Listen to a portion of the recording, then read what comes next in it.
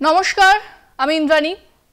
আমরা দেখছি যে গত কয়েকদিন ধরে অর্থাৎ দুদিন ধরে সংসদ যেভাবে উত্তাল রয়েছে, অপারেশন সিন্দুর সেই নিয়ে আলোচনা চলছে সংসদে, এবং বিরোধীরা বেশ কয়েকদিন ধরে কিন্তু তারা বিবৃতির দাবি করছে সরকার পক্ষের, যে অপারেশন সিন্দুরের ঠিক কি কি হয়েছিল সেই সমস্ত কিছু তারা জানতে চেয়েছে। এ নিয়ে সংসদে আলোচনা চলছে, দীর্ঘ আলোচনা, যেখানে বিরোধীরা বেশ কিছু প্রশ্ন করছে, পাশাপাশি সরকারের তরফ থেকেও কিন্তু তাদের সেই প্রশ্নের উত্তর, এবং কোথাও দেখা যাচ্ছে যে একেবারে তুলকালাম কাণ্ড বেঁধে যাচ্ছে সংসদে। আমরা প্রথমেই দেখলাম রাজনাথ সিং, আমি রাজনাথ সিং কি বলেছেন সেই প্রসঙ্গে আসবো, আমরা বিভিন্ন ভাবে আলোচনা করব এই গত দুদিন ধরে সংসদে কি চলেছে। তবে আমার সঙ্গে এই মুহূর্তে রয়েছেন আমাদের পলিটিক্যাল এডিটর আশিস চট্টোপাধ্যায়। আমি আশিসদাকে স্বাগত জানাবো। অর্থাৎ প্রথমেই আশিস, আমাদের দেখতে হবে যে রাজনাথ সিং তিনি যখন বলতে উঠলেন সেখানে কিন্তু তিনি অনেকটাই বড় ভাষণ দিলেন সংসদে দাঁড়িয়ে। সেখানে বললেন যে অপারেশন সিন্দুর কিভাবে কতটা সফল হয়েছে, কোন কোন এলাকাগুলোকে টার্গেট করা হয়েছে, পাকিস্তানে কিভাবে জঙ্গি ঘাঁটি গুড়িয়ে দেওয়া হয়েছে, সমস্ত কিছু বললেন। আপনাদের একবার শুনিয়ে নেব যে রাজনাথ সিং তিনি ঠিক কি দাবি করেছেন সংসদে দাঁড়িয়ে। अध्यक्ष महोदय, 7 मई 2025 को हमले माने 1:35 के तुरंत बाद भारतीय डीजीएमओ ने हॉटलाइन संदेश के माध्यम से पाकिस्तान के डीजीएमओ यानी डायरेक्टर जनरल मिलिट्री ऑपरेशन से संपर्क किया और टेरर इंफ्रास्ट्रक्चर के खिलाफ हमारे हमले के रेशनल और मेथोडोलॉजी के बारे में पूरी जानकारी दी और यह तथ्य भी बताया ये हमले स्केलेटरी नेचर वाले नहीं थे, माने इसको हम आगे नहीं बढ़ाना चाहते। जिन मुहिम मारा तीन मुहिम मारे अध्यक्ष। जिस प्रकार प्रभु हनुमान ने लंका में अपनी रणनीति बनाई थी, उसी प्रकार हमने भी उन्हीं को निशाना बनाया जिन्होंने हमें नुकसान पहुंचाया था। हालांकि पाकिस्तान ने इस रेशनल को समझने से इनकार कर दिया और अगले कुछ दिनों तक सिविलियन और सैन्य ठिकानों पर गोलीबारी करके बड़े पैमाने पर सीज फायर वायलेशन करके स्थिति को एस्केलेट करने की उसने कोशिश की। अध्यक्ष महोदय, 7-8 मई 2025 की रात को क्लियरली आइडेंटिफाइड आतंकवाद संबंधी ठिकानों पर हमारे सफल ऑपरेशन के बाद, सफल हमले के बाद पाकिस्तान ने स्थिति को एस्केलेट कर दिया और अनमैन्ड एरियल सिस्टम और अन्य साधनों का उपयोग करके भारतीय वायुसेना के बेसेस, भारतीय वायुसेना के सेंसर्स और सेना के फॉर्मेशन हेडक्वार्टर से लेकर ब्रिगेडों तक पर भी उसने हमला कर दिया। हालांकि हमारी इंटीग्रेटेड एयर डिफेंस ग्रिड और काउंटर यूएस ग्रिड ने इन हमलों को सफलतापूर्वक विफल कर दिया। अध्यक्ष महोदय, আপনাদের শুনলাম প্রতিরক্ষা মন্ত্রী রাজনাথ সিং তিনি কি বলেছেন। এরপর রাহুল গান্ধী রাজনাথ সিং এর বক্তব্যের পাল্টা কি জানিয়েছেন শোনাব আপনাদের। Operation Sindoor lasted 22 minutes. And then he said the most shocking thing. He said at 1:35 we called Pakistan. We called Pakistan at 1:35 and we told them that we have hit non-military targets and we do not want escalation. These are the words of the Defense Minister of India. Now maybe he does not understand what he revealed.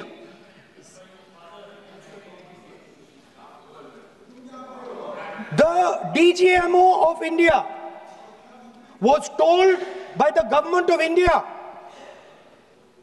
to ask for a ceasefire at 1:35 at night itself, on the night of Operation Sindoor. You told the Pakistanis exactly what you would do. You told them that we will not hit military targets. You told them we do not want escalation. Speaker sir, you imagine, दो लोगों के बीच में लड़ाई हो रही है, दो लोगों के बीच में लड़ाई हो रही है, एक आदमी जाके दूसरे को घूसा मारता है और फिर कहता है देखिए मैंने घूसा मार दिया, अब एस्केलेशन नहीं कीजिए। সংসদে দাঁড়িয়ে রাহুল গান্ধী যে বিষয়টিতে সবচেয়ে বেশি গুরুত্ব দিয়েছেন সেটা হচ্ছে পলিটিক্যাল উইল, অর্থাৎ রাজনৈতিক সদিচ্ছা। সেটা নিয়ে তিনি প্রশ্ন করেছেন। শোনাব আপনাদের ঠিক কি বলেছেন রাহুল গান্ধী। पर दो शब्द हैं, एक पॉलिटिकल विल और दूसरा फ्रीडम ऑफ ऑपरेशन। मतलब अगर आप हिंदुस्तान की सेना, एयरफोर्स, नेवी का प्रयोग करना चाहते हो, आपके पास सबसे पहले 100% पॉलिटिकल विल होनी चाहिए, और दूसरा, अगर आप सेना का प्रयोग करना चाहते हो तो आपको फुल फ्रीडम ऑफ ऑपरेशन देना पड़ेगा। এরপরে রাহুল গান্ধী বলেছেন যে ডোনাল্ড ট্রাম্প তিনি যেটা দাবি করেছেন সেটা প্রধানমন্ত্রী এসে বলুন সংসদে দাঁড়িয়ে, এবং সেটা নিয়ে প্রশ্ন করেছেন যে যদি সেটা সত্যি না হয় তাহলে ডোনাল্ড ট্রাম্পকে তিনি মিথ্যাবাদী বলুন সংসদে দাঁড়িয়ে, এমনটাই কিন্তু রাহুল গান্ধী বারবার দাবি করেছেন। শুনুন একবার। After that, Donald Trump has said 29 times. 29 times he said, 29 बार उन्होंने बोला कि भैया मैंने सीज फायर करवाया है। अच्छा, अगर वो झूठ बोल रहे हैं तो अपने भाषण में यहां प्रधानमंत्री कह दें कि वो झूठ बोल रहे हैं। यहां पे अगर दम है तो यहां पे प्रधानमंत्री बोल दे कि ट्रम्प झूठ बोल रहे हैं।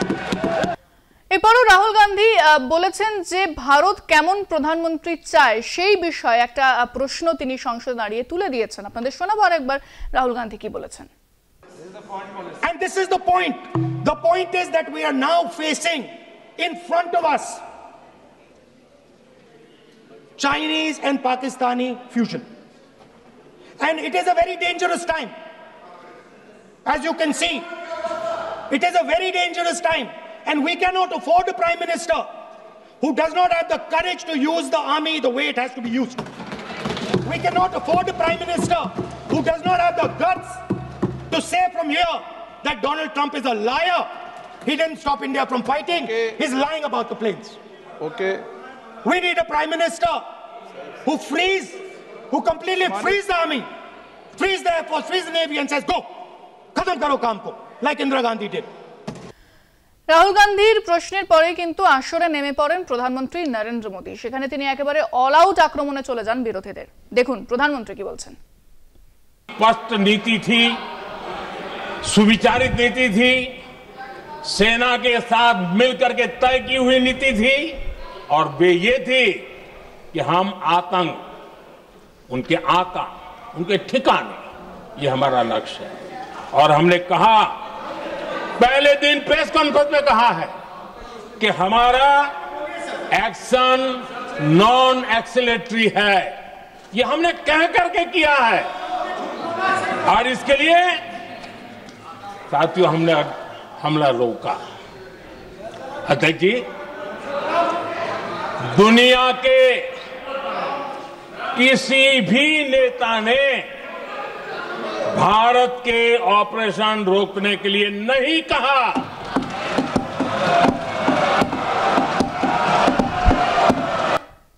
আপনাদের শোনালাম রাহুল গান্ধী তিনি ঠিক কি প্রশ্ন তুলেছেন, প্রধানমন্ত্রী কিভাবে সেই প্রশ্নের উত্তর বা কিভাবে আক্রমণ করেছেন বিরোধীদের, সে সমস্ত কিছু আপনাদের দেখালাম। আমরা আলোচনায় আসবো। আশিজা, আপনি শুনলেন প্রত্যেকটা বাইট যেভাবে রাহুল গান্ধী বলেছেন, এছাড়া সংসদে যেভাবে আলোচনা হয়েছে সে সবই আমরা প্রত্যেকে শুনেছি এবং দেখেছি। তাহলে কি মনে হচ্ছে গত দুদিন ধরে যে আলোচনা চলেছে সেই আলোচনা কি আদৌ ফলপ্রসূ হয়েছে? বিরোধীরা যে বক্তব্যের দাবি করছিলেন, যে উত্তরের দাবি করছিলেন, তারা কি আদৌ পেয়েছেন, বা সরকার পক্ষই বা কতটা তাদেরকে দিতে পেরেছে স্পষ্ট বার্তায় এইভাবে আলোচনার মাধ্যমে? দেখো ইন্দ্রাণী, আমরা যদি দেখি যে সরকার বনাম বিরোধী একটা লড়াই খুব জমে ছিল রাজ্যসভাতে, লোকসভাতে, তারপরে রাজ্যসভাতে, কিন্তু আসলে সরকার বনাম বিরোধী লড়াইয়ের থেকেও বড় হচ্ছে ভারতবাসী কি প্রশ্ন জানতে চাইছিল উত্তর। কেন এই আলোচনা? কেননা আমরা দেখেছিলাম যে বিভিন্ন দেশের 33টি দেশের রাজধানীতে ভারতের সাংসদরা গিয়ে পৌঁছলেন। তারা সেখানে সেই সব দেশের রাষ্ট্রনেতাদের অনেক কিছু জানালেন, এই ব্যাপার পহেলগাম হত্যাকাণ্ড, কারা হত্যাকারী, ভারতের কি বক্তব্য, অপারেশন সিঁদুর, অনেক কিছু জানালেন, কিন্তু ভারতবাসীকে স্পষ্ট করে জানানো হচ্ছিল না। সেই জন্যই দাবি উঠল যে 33টা দেশের রাষ্ট্রপ্রধানরা, তাদের আমলারা যেটা জানতে পারেন, ভারতবাসী কি সেটা জানতে পারে না?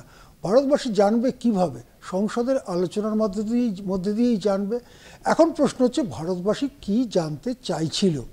আমি 3-4টি কথা বলবো, সেগুলোই ভারতবাসী জানতে চাইছিল, আজও জানতে চায়। সেইগুলোর উত্তর মিলেছে কি মেলেনি তাতেই বোঝা যাবে যে সরকার পক্ষ আর বিরোধী পক্ষের পারফরমেন্স কেমন হয়েছে। যেমন, এক, পহেলগামের যে হত্যাকাণ্ড হলো সে ব্যাপারে এত বড় গোয়েন্দা ব্যর্থতা কি করে হলো? যেখানে পহেলগাম থেকে একটু দূরে বৈশরণ উপত্যকায় প্রচুর ট্যুরিস্ট যান, কিন্তু দেখা গেল যেদিন ওই হত্যাকাণ্ড হলো সেদিন একটা বাধা দেওয়ার জন্য একজন নিরাপত্তারক্ষী ছিল না। কাশ্মীর উপত্যকায় এই রকমভাবে নিরাপত্তাহীন হয়ে পর্যটকেরা ভাগ্যের উপরে ছেড়ে দিয়ে নিজেদের জীবন ভবিষ্যৎ তারা যে ওখানে যাচ্ছিলেন এবং সেটা অ্যাডমিনিস্ট্রেশন সেটাই ব্যবস্থা করছিল, এটা কি করে হলো? এবং ওখানে যে জঙ্গিরা রয়েছে, জঙ্গিরা এই ধরনের একটা অপারেশন চালাবার চেষ্টা করছে, সে সম্পর্কিত গোয়েন্দা ইনপুট কিছু কিছু সরকারের কাছে ছিল, তা সত্ত্বেও এই ঘটনাটা ঘটলো কিভাবে, আদৌ ঘটলো কিভাবে? এই যে ব্যাপারটা, এই গোয়েন্দা ব্যর্থতাটা কি ডেলিবারেট, মানে কিছু লোকের ইচ্ছাকৃত নাকি অনিচ্ছাকৃত, কি ব্যাপার হলো, এই ব্যাপারটা ভারতবাসী জানতে চাইছিল।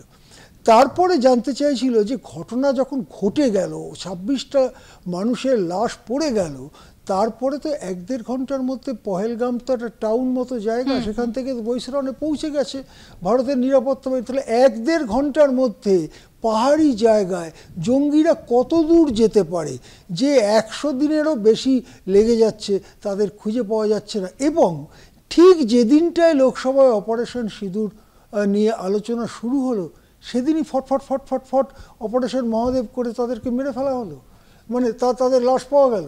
মানে এই যে ব্যাপারগুলো, সেগুলোর মধ্যে আসল রহস্যটা কি, এইটা মানুষ জানতে চাইছিল। এই হচ্ছে দুটো পহেলগামের ব্যাপারে। অপারেশন সিঁদুরের ব্যাপারে এরকম 2-3টে কথা।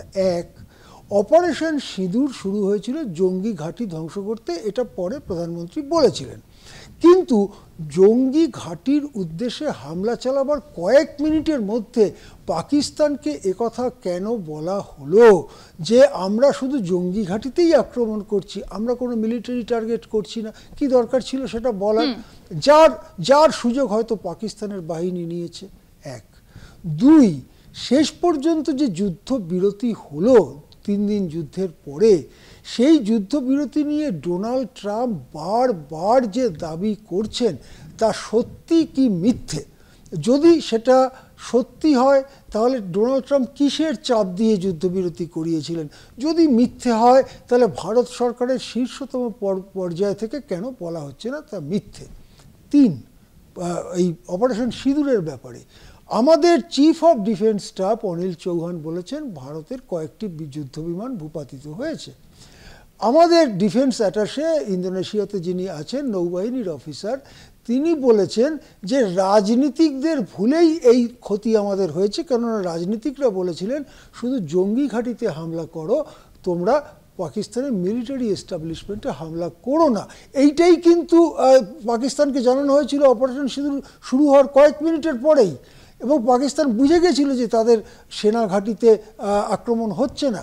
সেই সুযোগ নিয়ে বিমানগুলো ভূপাতিত হয়েছে। এটা ইন্দোনেশিয়াতে ভারতের নৌবাহিনীর অফিসার, যেখানে ডিফেন্স অ্যাটাশে হয়ে আছেন ইন্দোনেশিয়ার দূতাবাসে, তিনি বলেছেন। তাহলে ভারতের যুদ্ধ বিমান, ভারতের যুদ্ধ উপকরণ কি ধ্বংস হয়েছে কিছু, বড় রকম ক্ষতি হয়েছে কিছু, নাকি হয়নি? সোজাসুজি বলে দেওয়ার দরকার ছিল যে সিডিএস অনিল চৌহান, জেনারেল অনিল চৌহান যেটা বলেছেন, বা নৌবাহিনীর ওই অফিসার ইন্দোনেশিয়ায় যিনি আছেন তিনি যা বলেছেন এগুলো সম্পর্কে কিছু ভুল বোঝাবুঝি হচ্ছে, আমরা বলছি যে আমাদের এরকম কোনো ক্ষতি হয়নি, তাহলেই মিটে যেত। কিন্তু দেখুন সরকার পক্ষ দাঁড়ালো কিসের জন্য দাঁড়ালো? নেহেরু কি ভুল করেছে, ইন্দিরা গান্ধী কি করেছিলেন, লাল বাহাদুর শাস্ত্রী কি ভুল করেছে, ইন্দিরা গান্ধী নিক্সনকে কি চিঠি লিখেছিলেন, ৭১-এর যুদ্ধে কত লোক ধরা পড়েছিল তাদের কেন ছেড়ে দেওয়া হলো। যেটা আজকের যুদ্ধ, আজকের ক্ষয়ক্ষতি, আজকের সম্মান অসম্মান, আজকের জঙ্গি দমনের প্রশ্ন, তার বদলে যেন তর্কটা হচ্ছে ১৯৪৮ সাল নিয়ে। এটা যেন একটা ইউনিভার্সিটির ক্লাসরুমে বিতর্ক হচ্ছে। এই জায়গায় নিয়ে গেল সরকার পক্ষ। কেন? সরকার পক্ষ কিছু আড়াল করতে চাইছিল? সরকার পক্ষ কি কিছু কথা বলতে চাইছিল না? অন্তত অমিত শাহ যখন কথা বলছিলেন তখন অমিত শাহ এই কথাটাই বলছিলেন যে আপনাদের বড় বড় বিষয়ে জিজ্ঞাসা নেই। বিরোধী পক্ষকে উদ্দেশ্য করে বলছেন বড় বড় বিষয়ে জানতে চান, আপনারা জানতে চান কটা বিমান ভূপাতিত হয়েছে। কেন কটা যুদ্ধ বিমান ভূপাতিত হলো সেটা জানতে চাওয়াটা কি এতই ছোট ব্যাপার? আসলে এই যে জিনিসগুলো স্পষ্ট প্রশ্নের স্পষ্ট উত্তর এড়িয়ে যাবার জন্য ইতিহাসের আশ্রয় নেওয়া হয়েছে। ইতিহাসে কখনো ব্যাখ্যা কখনো অপব্যাখ্যা করা হয়েছে। সেই দিক থেকে বলা যায় ভারতবাসীর প্রশ্নগুলো প্রশ্নই থেকে গেছে, খুব স্পষ্ট উত্তর মেলেনি। তাই রাহুল গান্ধীও কিন্তু প্রশ্ন তোলা তিনি থামিয়ে দেননি, তিনি এখনো প্রশ্ন তুলছেন যে ট্রাম্প যে মধ্যস্থতার কথা বারবার বলেছেন সেটা নিয়ে কেন প্রধানমন্ত্রী কিছু বলছেন না, কেন যুদ্ধবিরতি সম্পর্কে কোনো স্পষ্ট সেই ইঙ্গিত বা কোনো স্পষ্ট বার্তা সরকারের তরফ থেকে দেওয়া হচ্ছে না। আজকে ঠিক কি বলেছেন রাহুল গান্ধী, শুনুন। Prime minister has not shed that Trump is lying. It's obvious what has happened. सबको मालूम है, बोल नहीं पा रहे. That is the reality. नहीं, क्योंकि सच्चाई है ना. अगर पीएम ने बोल दिया तो फिर वो खुल के बोलेगा और वो पूरी सच्चाई रख देगा, तो इसलिए नहीं बोल पा रहे. नहीं, अभी क्या होगा? अभी वो कह रहा है. वो कह क्यों रहा है? क्योंकि वो अपनी ट्रेड डील चाहता है, तो वहां पे दबाएगा इनको. आप देखना कैसी ट्रेड डील बनती है. আমি বিষয়টা নিয়ে আশিসের কাছে যাব। আশিসা, এবার কি কংগ্রেসের বা বিরোধীদের এটা একটা লাইন অফ স্ট্র্যাটেজি যে তারা প্রশ্ন তোলা থামাবে না? কারণ বিজেপি যেটা করেছিল যে একটা ন্যারেটিভ সেট করা, সেই ন্যারেটিভ সেটের গেমে কি তাহলে এবার কংগ্রেসও নামে পড়ছে? আজকে রাহুল গান্ধী যে কথাটা বললেন সেটা দারুণ কথা, খুব তীক্ষ্ণ কথা। এটা সম্পর্কে সরকার যদি নীরব থাকে সরকারের রাজনৈতিক ক্ষতি হতে পারে। রাহুল গান্ধী কি বললেন? যে প্রধানমন্ত্রীর ক্ষমতা নেই এটা বলার যে ট্রাম্প মিথ্যে কথা বলছেন। যদি প্রধানমন্ত্রী বলেন ট্রাম্প মিথ্যে কথা বলছেন, ট্রাম্প সব খুল্লা করে দেবে। ট্রাম্প সব বলে দেবে, কাকে ফোন করেছিল, কি ভয় দেখিয়েছিল, বাণিজ্যের ভয়, সব খুল্লা করে দেবে। একবার যদি খুল্লা করে দেয় এদের মুখ দেখাবার উপায় থাকবে না। সেই জন্য একবারও প্রধানমন্ত্রী বলছেন না যে ট্রাম্প মিথ্যে কথা বলছে। তাহলে ট্রাম্প কেন বলছে? ট্রাম্প বলছে এইটুকু বলেই থেমে যাচ্ছে, খুল্লা সবটা করে দিচ্ছে না। কেন? ট্রাম্পের একটা বাণিজ্য চুক্তি চাই ভারতের সঙ্গে, তার জন্যই ট্রাম্প এই চাপটা দিচ্ছেন। এটা কিন্তু সাংঘাতিক কথা যে ট্রাম্পের কাছে এখনো অনেক কিছু রয়েছে বলার মতো এবং সেইটা বলছে না। এই ভয় দেখিয়েই মোদিকে চুপ করিয়ে রাখা হয়েছে। সুতরাং এটা তো স্পষ্ট যে রাহুলরা যে প্রশ্ন তুললেন উত্তর পেলেন না, ভারতবর্ষীয় উত্তর পেল না। সুতরাং বিরোধী দল হিসেবে এফেক্টিভলি যদি কাজ করতে হয় কংগ্রেসকে অবশ্যই এই প্রশ্ন তুলে যেতে হবে একেবারে। এবং বিরোধীদের যে প্রশ্ন তারা আগামী দিনে কতটা সেই প্রশ্ন সরকারের কাছে ভালোভাবে রাখতে পারে এবং বিভিন্ন ইস্যু নিয়ে সেখানে পার্লামেন্টে এবং সংসদে কি আলোচনা হয় সেদিকে অবশ্যই আমাদের নজর থাকবে। আপনাদের সেই আপডেটও জানাবো। অনেক ধন্যবাদ আশিস দা। আজকের আলোচনা আমরা এখানেই শেষ করছি এবং অন্যান্য খবরের জন্য আপনাদের অবশ্যই নজর রাখতে হবে কলকাতা টিভি এবং কলকাতা টিভি ডিজিটালে রাত ৩, ৭ দিন।